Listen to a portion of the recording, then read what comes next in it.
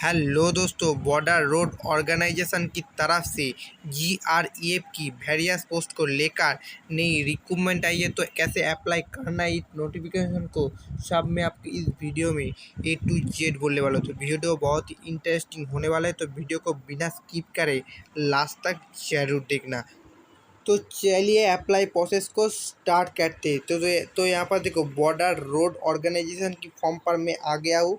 ठीक है, तो आपको ये फॉर्म को प्रिंट आउट कर लेना है। ठीक है, A4 साइज पेज पर आपको फॉर्म को प्रिंट आउट कर लेना है। ठीक है, तो यहाँ पर देखो, आपको इस नोटिफिकेशन को पोस्टल पर आपको भेज देना है। और मैं आपको step by step A to Z बोलने वाला हूँ। ठीक है, तो यहाँ पर देखो, आपकी नेम ऑफ पोस्ट, आप कौन कौन सी पोस्ट पर आप अप्लाई करना चाहते हो, तो आपको यहाँ पर पोस्ट देना पड़ेगा। ठीक है, यहाँ पर सीरियल नंबर आपको देना पड़ेगा। पोस्ट यहाँ पर एक या दो आपको यहाँ पर लेना पड़ेगा सीरियल नंबर। ठीक है, यहाँ पर देखो, आपको आपको यहाँ पर पेस्ट करना पड़ेगा आपकी photo, passport size photo paste करना पड़ेगा। आपकी यहाँ पर कोई भी स्टेपलर नहीं यूज़ करना पड़ेगा। ठीक है, उसके बाद आपकी रिक्रूटमेंट सेंटर आपको जीआरईएफ सेंटर पुणे की होने वाला है। ठीक है, और यहाँ पर आपको और हाँ, फ़ोटो के बाद आपको यहाँ पर सिग्नेचर भी कर लेना है। ठीक है, सिग्नेचर पे कर लेने के बाद आपको यहाँ पर देखो, आपकी कौन सी कैटेगरी से, SC ST OBC, तो आपको PWD यहाँ पर टिक करना पड़ेगा। ठीक है, उसके बाद आपको यहाँ पर देखो, वेटेज मार्क आपको यहाँ पर देना पड़ेगा। ठीक है, ये आपको ध्यान से देना है। ठीक है, वेटेज मार्क। तो यहाँ पर देखो, इस नोटिफिकेशन में आपको यहाँ पर देखो, यहाँ पर बोल रहा है, आप अगर GREF पर्सनल की ऑन है तो आपको 15% वेटेज मार्क मिलना चाहिए। और आप अगर NCC C सर्टिफिकेट है आपकी पास, तो आपके 10% आपकी वेटेज होने वालेगा। ठीक है, और अगर B सर्टिफिकेट है तो आपको 5% वेटेज मिलेगा। ठीक है, और अगर आप सर्विसमैन GREF की पर्सनल अप्लाई की हाई पोस्ट में है तो आपको 15% वेटेज मिलेगा। सन ऑफ एक्स सर्विसमैन है तो 3%। ठीक है, आप अगर स्टेट, डिस्ट्रिक्ट और यूनिवर्सिटी लेवल तक आप स्पोर्ट्समैन है तो आपको 5% वेटेज मिलेगा। ठीक है, और अगर CPL से आप लेबर हो तो आपको 10% वेटेज मिल सकते। तो आपकी अकॉर्डिंग यहाँ पर आपको वेटेज आपको देना पड़ेगा। ठीक है, तो आपकी अकॉर्डिंग वेटेज यहाँ पर देने के बाद आप यहाँ पर टोटल वेटेज आपको लिखना पड़ेगा। ठीक है, उसके बाद आप अगर माइनॉरिटी से बिलोंग करती हो तो आपको यहाँ पर yes या नो करना पड़ेगा। ठीक है, उसके बाद आप अगर EWS से हो तो आपको यहाँ पर yes या नो आपको देना पड़ेगा। और विथ आपको अटेस्टेड करने के बाद आपको उस डॉक्यूमेंट को इस नोटिफिकेशन के साथ आपको अटैच करना है। ठीक है, उसके बाद 10th मैट्रिकुलेशन सर्टिफिकेट में जो नाम है आपको यहाँ पर ब्लॉक लेटर पे देना पड़ेगा, वहाँ पर आपको। उसके बाद फादर नेम ब्लॉक लेटर पे देना पड़ेगा। ठीक है, उसके बाद डेट ऑफ बर्थ देना पड़ेगा। उसके बाद परमानेंट होम एड्रेस देना पड़ेगा। ठीक है, और प्रेजेंट होम एड्रेस आपको यहाँ पर देना पड़ेगा। प्रेजेंट पोस्टल एड्रेस देने के बाद आपको पिन कोड देना पड़ेगा, स्टेट देना पड़ेगा, पिन आपको यहाँ पर भर देना पड़ेगा। ठीक है, उसके बाद आपको यहाँ पर देखिए, एप्लीकेशन फ़ीस डिटेल आपको यहाँ पर आप अगर SC हो तो SC ST हो तो आपको यहाँ पर कोई भी फीस नहीं लगेगा। ठीक है, और अगर आप अगर OBC पर जनरल कैंडिडेट हो तो आपको 50 रुपी देना पड़ेगा। ठीक है, अप्लाई करने के आपको पेमेंट करने के बाद आपकी यहाँ पर बैंक की नाम ऑनलाइन पेमेंट रेफर्स आपको मिलेगा, तो आपको यहाँ पर देना पड़ेगा।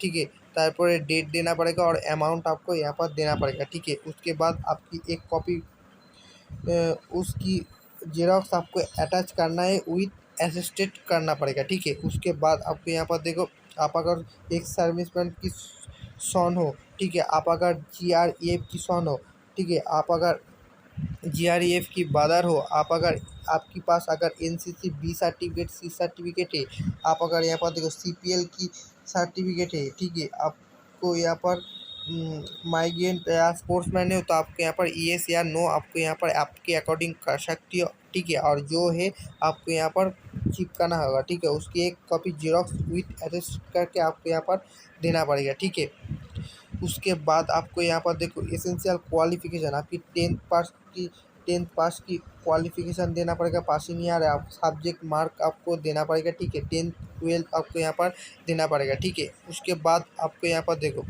आप अगर टेक्निकल एजुकेशन से कोई पास करा हो तो आपको यहाँ पर name of exam, passing year आपको यहाँ पर फिल करना है, विथ कॉपी आपको यहाँ पर अटैच करना है सेल्फ अटेस्टेड करके, ठीक है। उसके बाद आपको ड्राइविंग लाइसेंस आपको यहाँ पर देना पड़ेगा, ठीक है। और अगर नहीं है तो नहीं देना पड़ेगा, ठीक है। उसके बाद आपको यहाँ पर देखो, और टोटल एक्सपीरियंस, आपको कोई एक्सपीरियंस है तो आपको यहाँ पर देना पड़ेगा, ठीक है। और नहीं है तो आपको नहीं देना पड़ेगा, ठीक है। आप अगर BRO लेबर है, CPL से एक्सपीरियंस है तो आपको यहाँ पर देना पड़ेगा, ठीक है। अगर नहीं है तो आपको नहीं देना पड़ेगा। और यहाँ पर आपको डिक्लेरेशन देखना पड़ेगा। यहाँ पर डिक्लेरेशन करने के बाद आपको place, date, left thumb impression और सिग्नेचर करने के बाद आपको सिंपली स्क्रॉल डाउन करना है, ठीक है।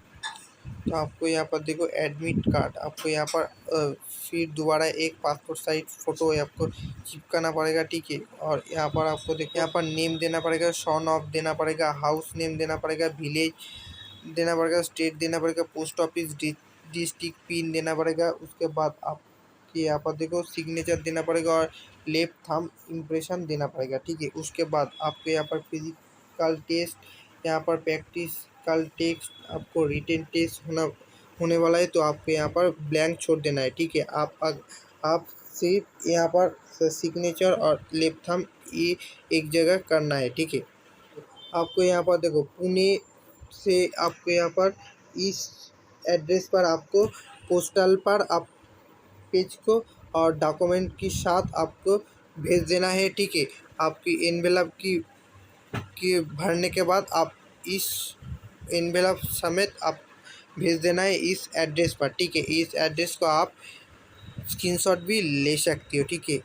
उसके बाद आपको यहाँ पर देखो, यहाँ पर आपकी एनवेलप के ऊपर आपको ये लिखना है, ठीक है। यहाँ पर देखो application for the post of, आप कौन सी कैटेगरी से है, SC ST OBC, तो आपको यहाँ पर देने के बाद कैटेगरी देने के बाद आपको वेटेज परसेंटेज देना पड़ेगा, 15% या 20%, 5% आपको यहाँ पर देना पड़ेगा आपके अकॉर्डिंग। देने के बाद एनवेलप के ऊपर आपको ये लिखना पड़ेगा, ठीक है। आपको यहाँ पर ध्यान से चेकआउट करना है, ठीक है। नोटिफिकेशन को ध्यान से चेकआउट करने के बाद आप यहाँ पर एनवेलप के ऊपर आपको ये लिखना पड़ेगा, ठीक है। और आपकी उस पुणे की एड्रेस पर आपको भेज देना है, ठीक है, पोस्टल पर, ठीक है। तो दोस्तों आज यही था हमारी वीडियो, BRO GREF रिकमेंड कि अप्लाई कैसे करना है, ऑफलाइन फॉर्म को कैसे फिलअप करना है। तो दोस्तों वीडियो को अच्छा लगे तो लाइक करके चैनल को सब्सक्राइब करके पास वाले बेल आइकन को ऑल कर देना, क्योंकि इसी तरह मैं यूनिक से यूनिक जॉब की नोटिफिकेशन और कैसे अप्लाई करना है सब में इस चैनल पर डेली से डेली वीडियो को लेकर आता हूँ। तो दोस्तों फिर मिलेंगे एक नई वीडियो के साथ, तब तक के लिए जय हिंद, जय भारत।